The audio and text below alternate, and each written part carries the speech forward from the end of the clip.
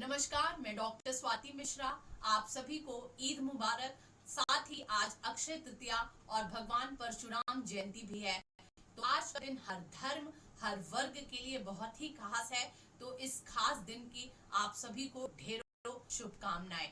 आज हम इस टॉपिक को लेके आए हैं, वो पार्सन्स के सोशल सिस्टम और सोशल एक्शन थ्योरी के आगे की थ्योरी है, pattern variables. Pattern variables theory भी बहुत ज्यादा इंपॉर्टेंट आता है इसी क्रम में, जब हम सोशल एक्शन को समझ लेते हैं, cybernetic hierarchy of social control mechanism, equilibrium theory, तो हमें पैटर्न वेरिएबल्स को समझना बहुत जरूरी होता है, क्योंकि हमने एक्शन समझा और ये देखा कि किस तरह से एक व्यक्ति की क्रिया को सामाजिक क्रिया कहा जा सकता है, उसके पीछे क्या क्या कंडीशंस होते हैं, सोशल सिस्टम किस तरह से एग्जिस्ट करता है सोसाइटी में, किस तरह से चेंजेस होते हुए भी आज व्यवस्था बनी हुई है। ये सब हम लोगों ने मैकेनिज्म, इक्विलिब्रियम थ्योरी और सोशल सिस्टम थ्योरी के तहत, साइबरनेटिक हायरार्की ऑफ कंट्रोल के तहत ये सब हम लोगों ने समझ लिया है, देख लिया है। आज जिस थ्योरी को, पैटर्न वेरिएबल्स को हमें पढ़ना है, जो कि अपने आप में जब व्यक्ति एक्शन करता है तो उस एक्शन के क्रम में वो कई दुविधाओं का शिकार होता है कि मैं ये करूं कि ये करूं, ऐसा करूं कि वैसा करूं। इन दुविधाओं को, इन डायलेमास को ही पैटर्न वेरिएबल कहा गया है। तो चलिए शुरू करते हैं। आज के इस थ्योरी की शुरुआत आज करते हैं हम लोग। और आप सभी से रिक्वेस्ट है कि अभी तक अगर आप लोगों ने मेरे चैनल को सब्सक्राइब नहीं किया है तो मेरे चैनल को प्लीज सब्सक्राइब कर लीजिए और आप लाइक कमेंट जरूर करते रहिए। कुछ स्पेशल टॉपिक हो तो उसको जरूर बताते रहिए मुझे। तो आज हम लोग को शुरू करना है पैटर्न वेरिएबल्स। तो सबसे पहले आप मान के चलिए, मैं पहले थ्योरीज पे नहीं जाऊंगी क्योंकि फिर वही रिपीटेशन होगा, बार बार रिपीटेशन होगा। तो हम लोगों ने सोशल एक्शन को समझ लिया है, सोशल सिस्टम को समझ लिया है, साइबरनेटिक हायरार्की ऑफ कंट्रोल को समझ लिया है, पार्सन्स किस तरह से सोशल चेंज की बात करते हैं, मैकेनिज्म, इक्विलिब्रियम थ्योरी को समझ लिया है अलग अलग वीडियोस में। आज हम पैटर्न वेरिएबल्स को समझते हैं। तो सबसे पहले आप इतना मान के चलिए कि एक एक्टर होता है, ठीक है, एक्टर होता है जो कि सोशल एक्शन को करता है। अब ये हम लोगों ने समझ लिया है कि जो भी सोशल एक्शन को करने वाले लोग होते हैं उनको एक्टर कहते हैं, और जिनके साथ अंतःक्रिया की जाती है, जिनके साथ ये इंटरैक्शन की जाती है, उसको ऑल्टर कहा जाता है, ALTER। तो दो वर्ड यहाँ पर आपको याद रखना है, एक्टर एंड ऑल्टर। इस एक्टर को ही यहाँ पर ईगो कहा गया है, ठीक है। तो जब कोई कर्ता दूसरे व्यक्ति के साथ अंतःक्रिया करता है, जब कोई एक्टर दूसरे व्यक्ति के साथ अंतःक्रिया करता है, मान लीजिए आप हैं और आपकी फ्रेंड है, आप एक्शन कर रहे हैं तो आपको ईगो कहा जाएगा, और जिनके साथ आप इंटरेक्शन कर रहे हैं उनको ऑल्टर कहा जाएगा, ठीक है। तो ये दो वर्ड हम लोगों ने यहाँ पर देखा। ईगो पहले हम लोग ने समझ लिया कि ईगो किसको कहा जाता है एंड ऑल्टर किसको कहा जाता है। तो when someone interact with another person, then person who make interaction is called ego, and with which the interaction is done is called alter, ठीक है। ये दो चीज हम लोगों ने समझ लिया।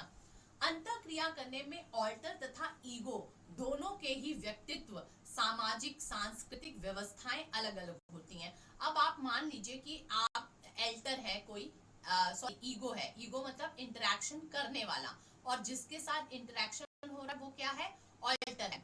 अब इन दोनों की ही हर चीजें अलग अलग होंगी। क्या क्या अलग होंगी, इनका सिचुएशन अलग होगा, ठीक है, इनका कल्चरल बैकग्राउंड अलग होगा, इनका पर्सनल जो पर्सनालिटी होती है वो अलग होगी। इसी तरह इस अल्टर का भी सिचुएशन जो होगा वो अलग होगा, इनका कल्चर सिस्टम अलग होगा, इनकी पर्सनालिटी जो होगी वो अलग होगी।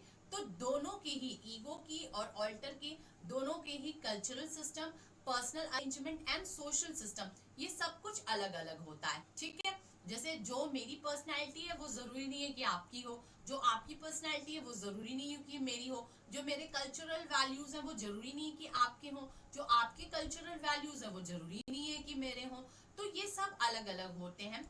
ऐसी अवस्था में क्रिया करते समय अब सिचुएशन अलग हो गई, सोशल सिचुएशन अलग, पर्सनल अरेंजमेंट्स अलग हो गया, कल्चरल सिस्टम अलग हो गए। अब ऐसे में दुविधा या असमंजस्य की स्थिति उत्पन्न हो जाती है। मतलब क्या हो जाता है, ऐसी सिचुएशंस में डायलेमा, ठीक है, डायलेमा क्रिएट हो जाता है, दुविधा हो जाती है, ठीक है। while living in such condition or while interaction a person faces a dilemma or confusion, ठीक है, ऐसे में कंफ्यूजन हो जाता होगा।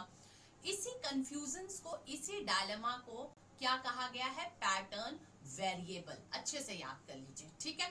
तो बहुत नाम सुनकर बड़ा टफ लग रहा है ना, पैटर्न वेरिएबल।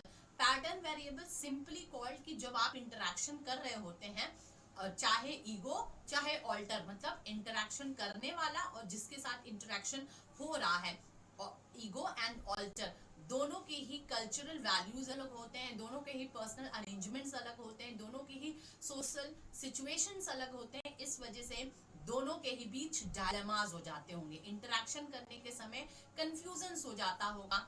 आप हो सकता है ना कि कोई भी डिसीजन ले सके पर सामने वाला हो सकता है वो डिसीजन ना ले सके। आप फॉर एग्जाम्पल जैसे कि आप फॉरेन घूमने गए, ड्रिंक आ गया, तो आप उसको लेते समय आप सोचेंगे ना, आपके कल्चरल वैल्यूज आपको गवाही नहीं देंगे, पर सामने वाले का मे बी उनके कल्चर वैसे हो, उनके पर्सनल अरेंजमेंट हो वैसे, उनका सोशल सिचुएशन, ज्योग्राफिकल कंडीशन सब अलग हो, तो वो हिचकिचाएगा नहीं। तो इस तरह से डायलेमा फेस करता है, ईगो भी फेस करता है, ऑल्टर भी फेस करता है, and this dilemma of interaction is called pattern variable. Simple definition, simple concept आपको ये समझना है। आगे हम समझते हैं कि Parsons define these as the fundamental dilemmas that actors faces in any situation। इसको fundamental dilemmas कहा जाता है कि जब भी एक्टर एक्शन करने जाता है तो ये डायलेमास को वो फेस करता ही करता है। Pattern variables are choices between the alternative variables while performing roles. तो जब हम एक्शन करने जाते हैं तो इसको क्या कहा गया है, पार्सन्स ने क्या कहा गया, चॉइसेस कहा है, ठीक है, चॉइसेस कहा है पार्सन्स ने। और किसमें चॉइसेस, ऑल्टरनेटिव वेरिएबल्स के। हमारे पास दो वेरिएबल्स हैं, चाहे तो हम ये करें चाहे तो हम ये करें, इन्हीं दोनों में से हमें किसी एक को चूज करना पड़ता है और उसकी ओर हम आगे बढ़ते हैं, ठीक है।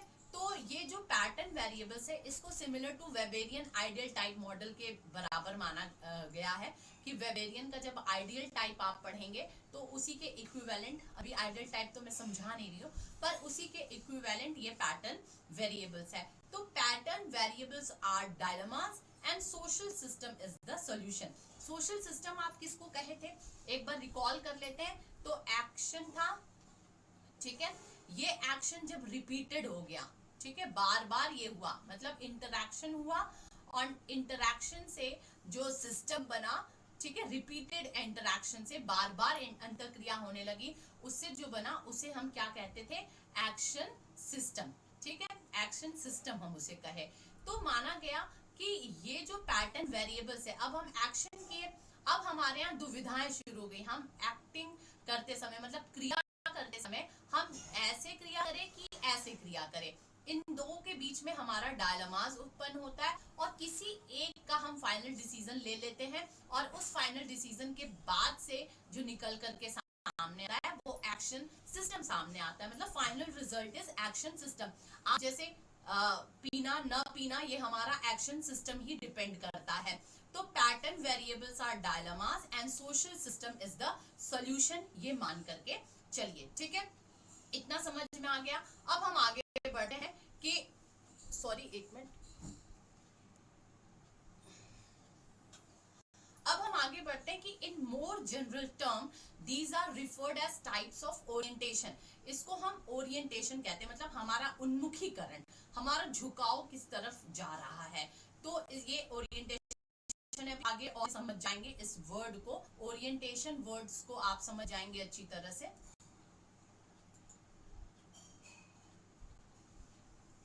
तो ठीक है, ये ओरिएंटेशन वर्ड, ये ओरिएंटेशन आप अपने आप आगे समझ जाएंगे कि ये किस टाइप से इसको हम ओरिएंटेशन कह रहे हैं। तो यह कर्ता की स्थिति व मूल्यों के प्रति एक निश्चित अभिस्थापन होता है। इस अभिस्थापनों को पार्सन्स ध्रुवीय द्विभागीकरण, पोलर डाइकोटोमी डाइकोटोमीज कहते हैं। अब पोलर डाइकोटोमीज कैसे हो रहा है ये, ठीक है, ये आपको समझना है कि पोलर डाइकोटोमीज कैसे ये होगा।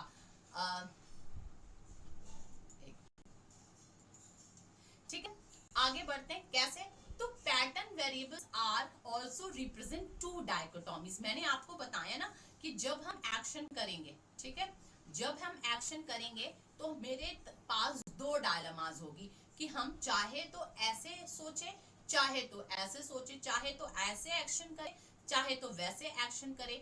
तो डाइकोटोमीज मतलब आप जानते हैं ना, दो भाग में बट जाना। तो हमारा जो थिंकिंग है वो दो भागों में बट गया, हमारा जो डायलेमा है वो दो भागों में बढ़ गया। अब किसी एक को हम लेकर के आगे बढ़ेंगे। अब दो भागों में क्या बटा, या तो हम बहुत ट्रेडिशनल होके सोचेंगे, ठीक है, जैसे यहाँ पर लिखा है, यहाँ पर इस जगह पे कि या तो हम बहुत ट्रेडिशनल होके सोचेंगे या तो हम बहुत मॉडर्न होके सोचेंगे। ठीक है, आपको कह दिया गया कि आप एक पार्टी है उसमें आपको डांस करना है, ठीक है, तो आप या तो बहुत ट्रेडिशनल होके सोचेंगे कि नहीं मैं तो स्टूडेंट्स हूँ, मेरी आइडेंटिटी बहुत सोबर है, मैं नहीं डांस करूंगी।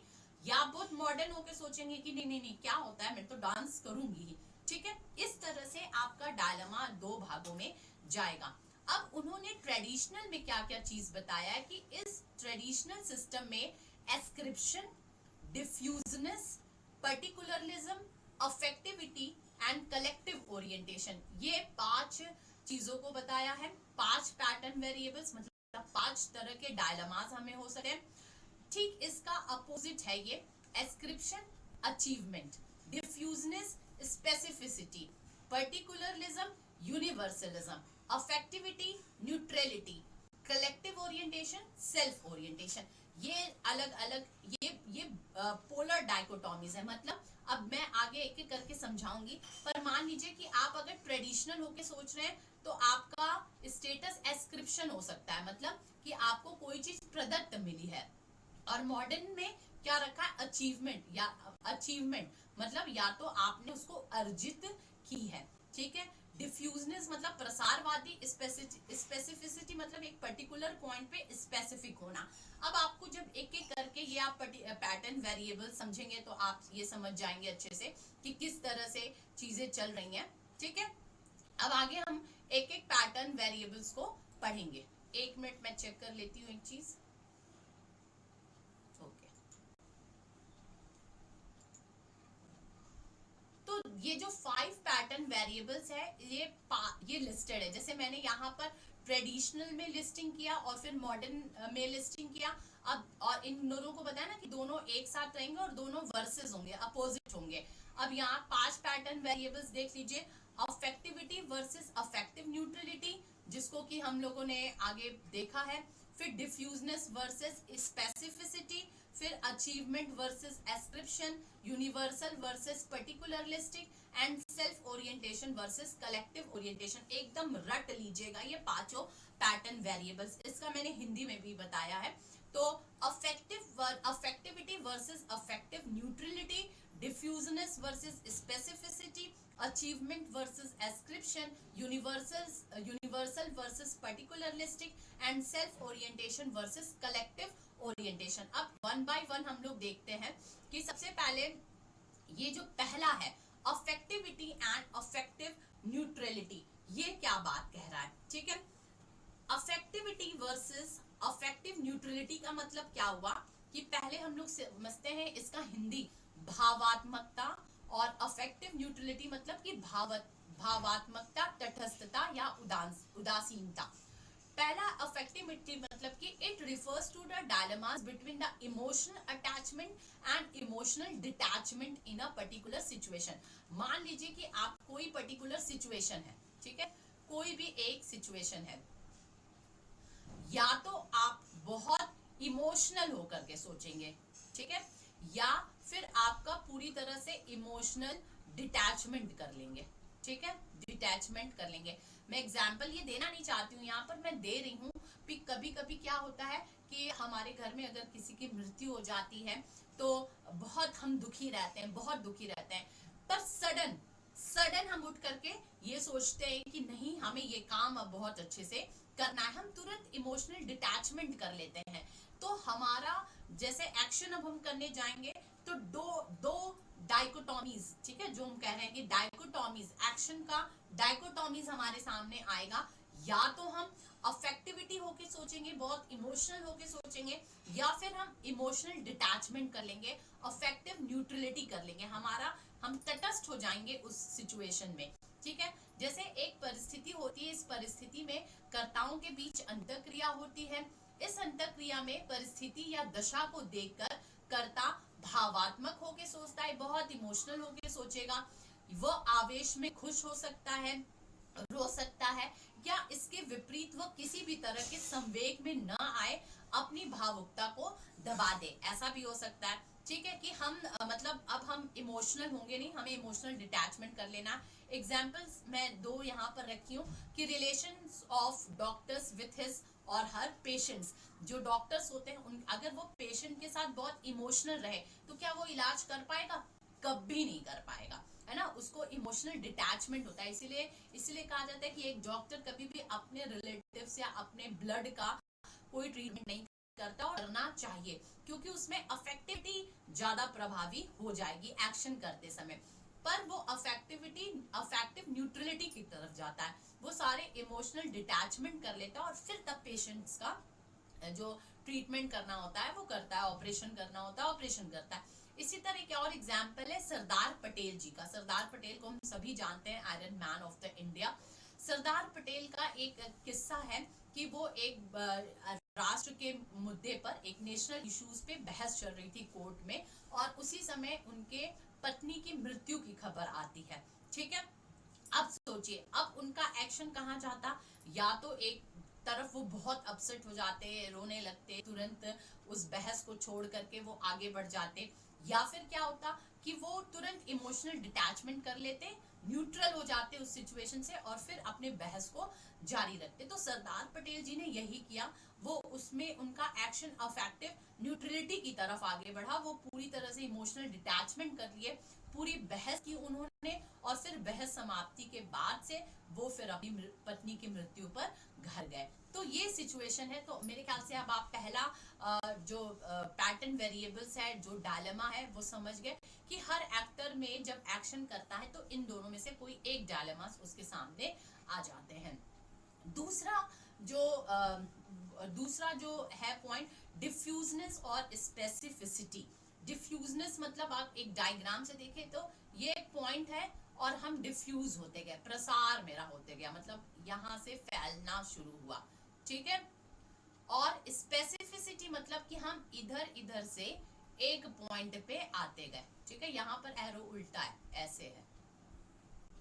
ठीक है, और स्पेसिफिसिटी मतलब कि हम एक बिंदु पर आगे गए, कितने स्पेसिफिक होते हम चले गए, ये कहलाता है स्पेसिफिसिटी, और ये कहलाता है डिफ्यूजनेस। ओके, अब देखते हैं विसरण, जिसका हिंदी है विसरण, और इसका हिंदी है विशिष्टता।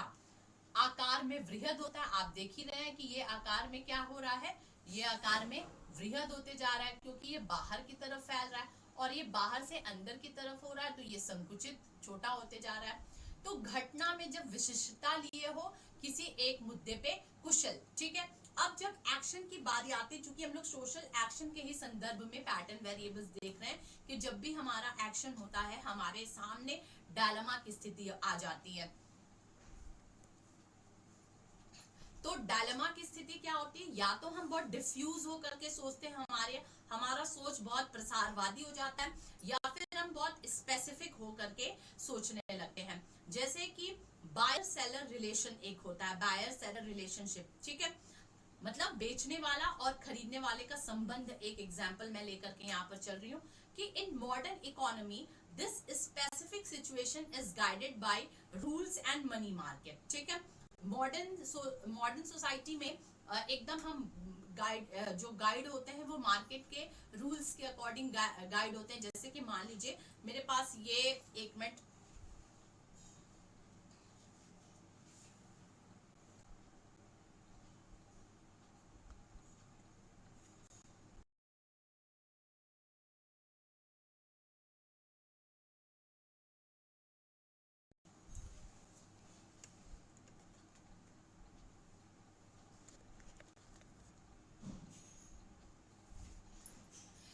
मेरे पास मान लीजिए कि हमारी इकोनॉमी में बायर सेलर का रिलेशन है, ठीक है, यहाँ पर लिखती हूँ मैं, बायर सेलर का जो रिलेशन है, ठीक है, हमारी इकोनॉमी में बायर सेलर के रिलेशंस में क्या दिखता है कि हम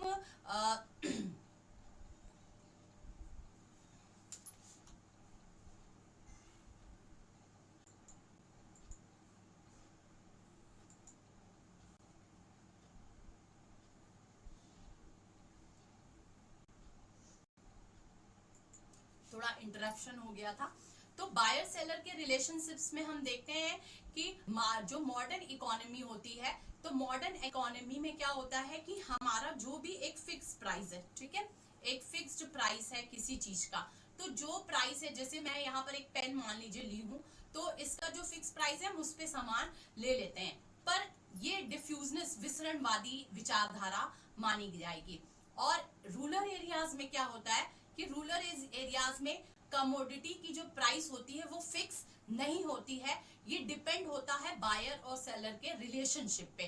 तो वहां पर रूरल इंडिया में डिफ्यूजनेस हमें ज्यादा दिखाई देती है, और मॉडर्न जो इंडिया है उसमें हमें स्पेसिफिसिटी ज्यादा दिखाई देती है, विशिष्टता ज्यादा दिखाई देती है। जो भी मॉडर्न कंट्रीज है वो जैसे जैसे हम मॉडर्नाइज होते जाते हैं, जैसे कहा जाता है ना कि स्पेशलाइजेशन का बढ़ना, कि आप देखते होंगे कि हार्ट के डॉक्टर अलग होते हैं, किडनी के डॉक्टर अलग होते हैं, लंग्स के डॉक्टर अलग होते हैं, लिवर्स के डॉक्टर अलग होते हैं, सब रिलेशनशिप हमारी अलग अलग होती है, ठीक है।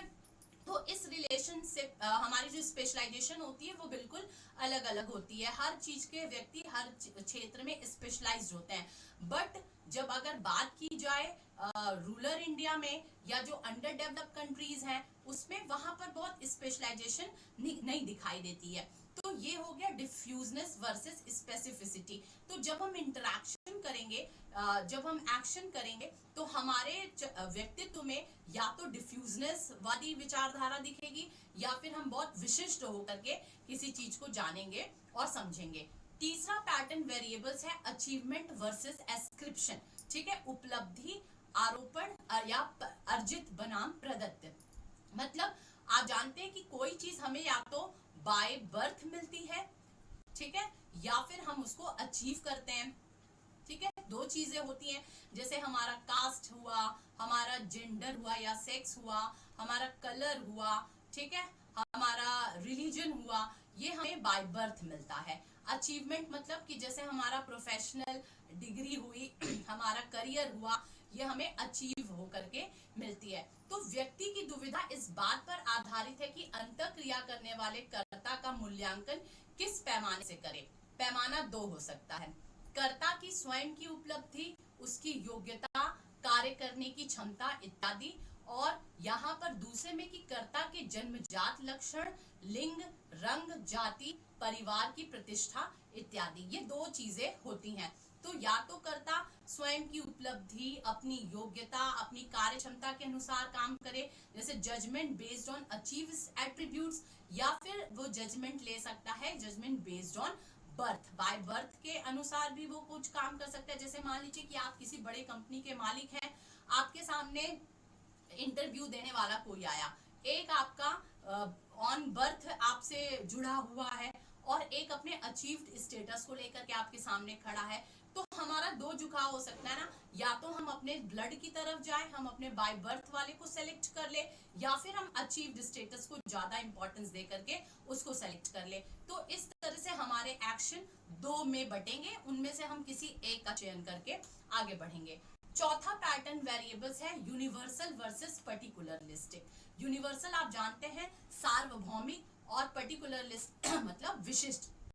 इसमें क्या है, यूनिवर्सल मतलब आप समझ रहे हैं रिफर्स टू मॉडर्न और रेशनल वैल्यू सिस्टम पे बेस्ड होता है, और पर्टिकुलरिस्ट मतलब refers to traditional values and beliefs. जब हम अपने परंपरागत मूल्य और विश्वास के आधार पे एक्शन करें तो वो हमारा पर्टिकुलरिस्ट पैटर्न वेरिएबल्स होगा, और या तो जब हम यूनिवर्सल सोच के अकॉर्डिंग काम करें तो हमारा वो यूनिवर्सलिस्टिक पैटर्न वेरिएबल्स की तरफ आगे बढ़ेगा। तो चौथा मैंने एक्सप्लेन कर दिया, अब पांचवा मैं एक्सप्लेन करती हूँ सेल्फ वर्सेस कलेक्टिविटी, या तो हम अपने स्वयं के बारे में सोचें या फिर हम समूह के बारे में सोचें, ठीक है। जैसे refers to the dilemma between the fulfilment of self interest या कलेक्टिव इंटरेस्ट। कोई कोई व्यक्ति सिर्फ सेल्फ इंटरेस्ट के बारे में सोचते हैं, उस अनुसार वो एक्शन करते हैं। कुछ कुछ व्यक्ति कलेक्टिविटी की कलेक्टिव इंटरेस्ट की तरफ ध्यान देते हैं, सामूहिक हित की तरफ ध्यान देते हैं और उसके अनुसार कार्य करते हैं। जैसे टीचर द्वारा अपने बच्चे की जान बचाना या विद्यालय के अन्य बच्चों की जान बचाना, ये हो जाता है। अपने अगर बच्चे की सिर्फ जान बचा रहा है तो वो सेल्फ हो गया, और अगर सभी बच्चों की जान बचा रहा है तो वो कलेक्टिव हो गया। तो इस तरह से हमारा एक्शन सेल्फ की तरफ भी जा सकता है और कलेक्टिविटी की तरफ भी जा सकता है। तो on the basis of this idea of pattern variables he identified 4 types of structure of social action. तो ये 5 पैटर्न वेरिएबल्स के अकॉर्डिंग उन्होंने 4 सोशल सिस्टम बताए। मतलब उन्होंने बताया कि 4 तरीके के 4 टाइप्स के सोशल स्ट्रक्चर पाए जाते हैं, ठीक है। सामाजिक संरचना हमारे पूरे विश्व में ये पूरे 5 पैटर्न वेरिएबल्स को फॉलो करते हुए 4 तरह के सोशल स्ट्रक्चर पाए जा रहे हैं। पहला यूनिवर्सलिस्टिक अचीवमेंट पैटर्न। आप देख लीजिए, यूनिवर्सलिस्टिक मतलब सार्वभौमिक भी रहे और जहां पर अचीवमेंट को, आपकी उपलब्धि को ज्यादा ध्यान दिया जाए। जैसे मॉडर्न अमेरिकन सोसाइटी है, इसको हम इस तरह के एग्जाम्पल में रख सकते हैं यूनिवर्सलिस्टिक अचीवमेंट पैटर्न्स का। ठीक, अब इसी का उल्टा कर लीजिए, यूनिवर्सलिस्टिक तो रहेगा ही, अचीवमेंट की जगह एस्क्रिप्ट आएगा, प्रदत्त आएगा। ये पैटर्न मतलब सार्वभौमिक विचारधारा पे तो ध्यान रख ही रहे हैं, पर यहाँ पर प्रदत्त को ज्यादा ध्यान दिया जा रहा है। जैसे नाजी, जो जर्मनी के नाजी थे, वो इसी तरह के सोशल स्ट्रक्चर को अपनाए थे। मतलब यूनिवर्सलिस्टिक उनका आइडियोलॉजी होता था, पर साथ में एस्क्रिप्टिव मतलब प्रदत्त परिस्थिति को वो ज्यादा महत्वपूर्ण मानते थे। थर्ड है अब यूनिवर्सलिस्टिक का अपोजिट पर्टिकुलरिस्टिक। पर्टिकुलरिस्टिक रहेगा और अचीवमेंट वही रहेगा, मतलब बहुत विशिष्ट होकर के सोचेंगे पर अर्जित को ज्यादा ध्यान देंगे। जैसे क्लासिकल चाइनीज फैमिली जो होती है वो बहुत पर्टिकुलरिस्ट होती है, पर प्रदत्त को वो बहुत ज्यादा महत्व नहीं देती, वो अर्जित को ज्यादा महत्व देती है। और इसी तरह से चौथा आप देख लीजिए, फोर्थ जो सोशल स्ट्रक्चर है वो है पर्टिकुलरिस्ट। मतलब पर्टिकुलर भी रहेंगे और प्रदत्त पे ज्यादा ध्यान देंगे, एस्क्रिप्शन पे ज्यादा ध्यान देंगे। मतलब जो अर्जित की जगह प्रदत्त पे ज्यादा महत्वपूर्ण जोर डालेंगे। तो जैसे ट्रेडिशनल इंडियन कास्ट हो गया, जो भारत के परंपरागत भारतीय जाति व्यवस्था है, इंडियन कास्ट सिस्टम है, वो इसी पे यकीन करती है। पर्टिकुलरिस्ट रहेगा, मतलब एक पर्टिकुलर उनका सोच रहेगा, ट्रेडिशनल वैल्यू सिस्टम से वो बंधे होंगे और साथ में उनका प्रदत्त पे ज्यादा ध्यान देंगे। आप जानते हैं ना कि आप जिस कास्ट, अगर इंटर कास्ट की बात न की जाए तो आप जिस कास्ट के मेंबर होते हैं उसी कास्ट, जिस कास्ट में आप जन्म लेते हैं उसी कास्ट के आप मेंबर कहलाते हैं, उसमें कोई अचीवमेंट आपकी जरूरत नहीं है। तो अब अगर बात की जाए, इन्होंने तो 5 पैटर्न वेरिएबल्स दिया पार्सन्स ने, पर प्रोफेसर लिप्सिट ने, ठीक है, प्रोफेसर लिप्सिट ने, उनकी बुक है political man the social basis of politics 1981, इन्होंने 2 तरह के और पैटर्न वेरिएबल्स लिए। कौन कौन से? एक पैटर्न वेरिएबल लिया पॉजिटिव वर्सेस कंसिक्वेंशियल, और दूसरा egalitarian versus elitism.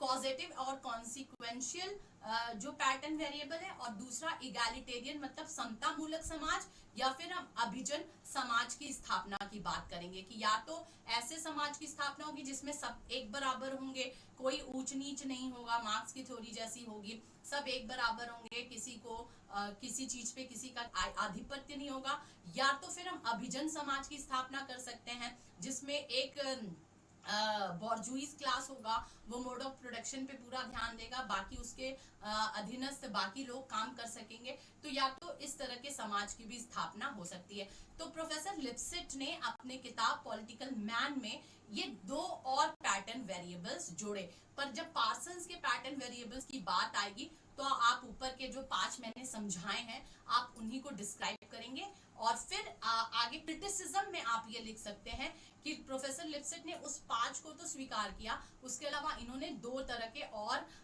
Polar डाइकोटोमीज, pattern variables, dilemmas की बात की कि जब हम सोशल एक्शन करते हैं, हमारा एक्शन जब होता है तो ये 2 तरह के और डायलेमास हमारे सामने आ जाते हैं। तो फिलहाल यही है पैटर्न वेरिएबल्स। आपको मेरे ख्याल से समझ में आ गया होगा, बहुत अच्छे से समझ में आया होगा। अगर मैं बहुत जल्दी जल्दी बोली हूँ तो उसके लिए मैं क्षमा चाहती हूँ, पर कोशिश की है मैंने कि बहुत अच्छे से आपको समझा सकूं। तो ये 5 पैटर्न वेरिएबल्स है जिसको आप अच्छे से समझ करके आप अपने आंसरिंग को कर सकते हैं। तो चलिए आज आप अपने वीडियो को यहीं पर मैं समाप्त करती हूँ और आप सभी से यही उम्मीद करती हूँ कि आप लगातार अपने पढ़ाई में अपनी पढ़ाई को जारी रखे होंगे। बहुत ज्यादा बाधाएं आती हैं हमारे सामने, पर इन बाधाओं को दूर करते हुए भी हमें आगे बढ़ना होगा और आगे बढ़ करके अपने लक्ष्य को, अपने जो भविष्य है उसको निर्धारित करना होगा। तो इन्हीं सपनों के साथ कि मैं अपने लक्ष्य को जरूर पाऊंगी, अपने करियर को बहुत ब्राइट कर पाऊंगी, आप सभी से मैं सभी को मैं बाय बाय करती हूँ। अपने सारे सब्सक्राइबर को बहुत सारा प्यार, बहुत सारा आशीर्वाद। और चलिए इस को मैं यही रोकती हूँ और नेक्स्ट वीडियो में फिर से आपसे मुलाकात होगी। Bye bye, take care.